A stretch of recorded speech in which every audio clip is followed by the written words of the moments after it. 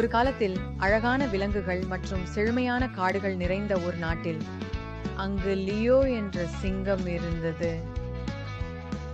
Leo சாதாரண சிங்கம் அல்ல, அவன் ஆப்பிரிக்காவில் ஆட்சி செய்த ராஜா.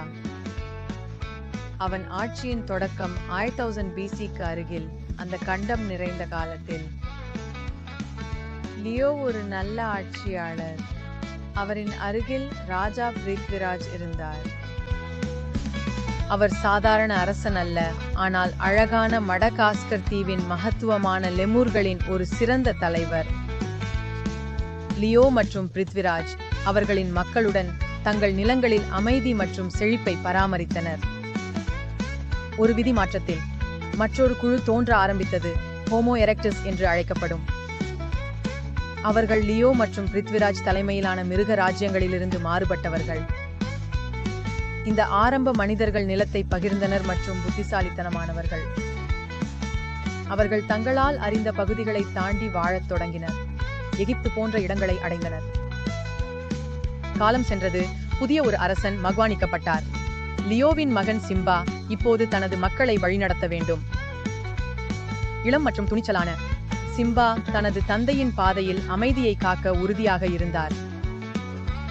ஆனால் ஹோமோ எரெக்டஸ் தொடங்கியது. எல்லைகளை தள்ள வேண்டும். அவர்கள் ஆப்பிரிக்காவில் பரவினர். அவர்கள் அதிக விலங்குகளை வேட்டையாடினர். இந்த புதிய சவால் சிங்கங்களும் லெமூர்களும் இடையே நட்பு வளர்ந்தது. லியோ, பிருத்விராஜ் மற்றும் சிம்பா ஒவ்வொரு இனத்திற்கும் ஒற்றுமையில் வாழ வழி கண்டுபிடிக்க ஒன்றிணைந்தனர். உங்களிடம் சாதாரணம் அல்ல, சிதறி மங்கிய மேற்பரப்புகள், அரிவா கற்கள், அழகான கிரானைட். பண்டைய ஆப்பிரிக்காவில் சிங்கங்கள். Homo erectus.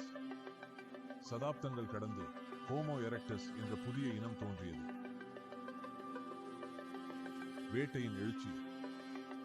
ஹோமோ எரெக்டஸ் வேட்டையாடினார். சிங்கங்கள் ஆப்பிரிக்காவில் அதிகாரம் மற்றும் மேலாண்மையை பிரதிபலிக்கின்றன. பிருத்விராஜ் ஆப்பிரிக்க அரசன். அவர் the fierce rule of lions, the rise of early humans, and a legendary king's bond with the king of beasts.